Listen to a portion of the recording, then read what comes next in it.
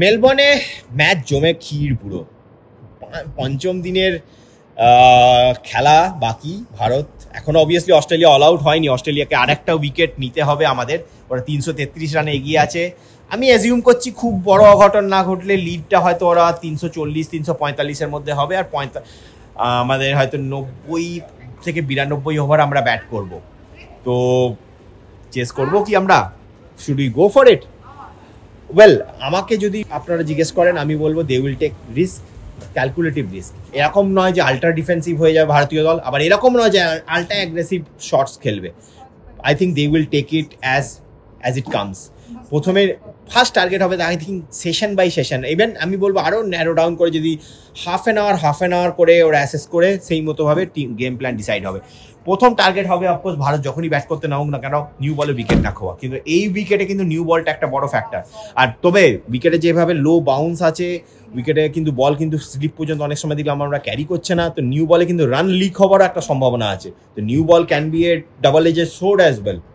যদি ভারত উইকেট না হারায় এবং নিউ বলে যদি রান ধরো প্রথম 10-12 ওভারে 60-65 রান হয়ে গেল উইদাউট এনি লস, তখন কিন্তু প্যাট কামিন্সকেও চিন্তা করতে হবে। প্যাট কামিন্সকেও তখন একটু মানে ফিল্ডার্স যেটা ডিফেন্সিভ ফিল্ডার্স মানে পজিশনে রাখতে হবে।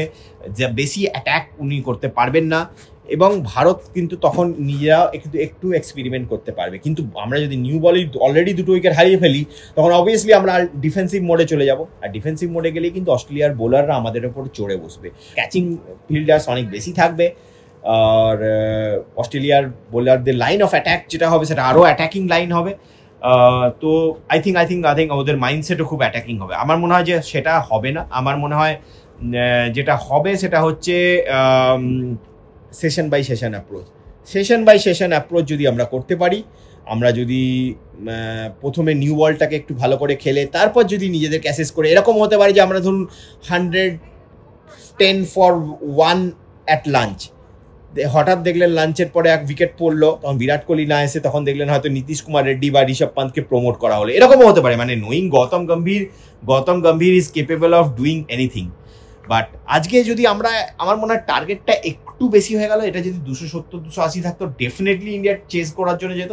বাট যেহেতু 330 হয়ে গেছে একটু ডিফিকাল্ট লাগছে, এই উইকেটে একটু ডিফিকাল্ট লাগছে আমার পার্সোনালি। বাট এক্সাইটিং ডে 5 কালকে হতে চলেছে। সকাল সকাল উঠে পড়বেন, চোখ রাখুন টিভির পর্দায়, চোখ রাখুন রেস স্পোর্টসের পর্দায়। সমস্ত খবর গ্রাউন্ড জিরো থেকে আমি সন্দীপন ব্যানার্জি আপনাদের জন্য নিয়ে আসবো রেস স্পোর্টস এবং রেস স্পোর্টস ক্রিকেটে।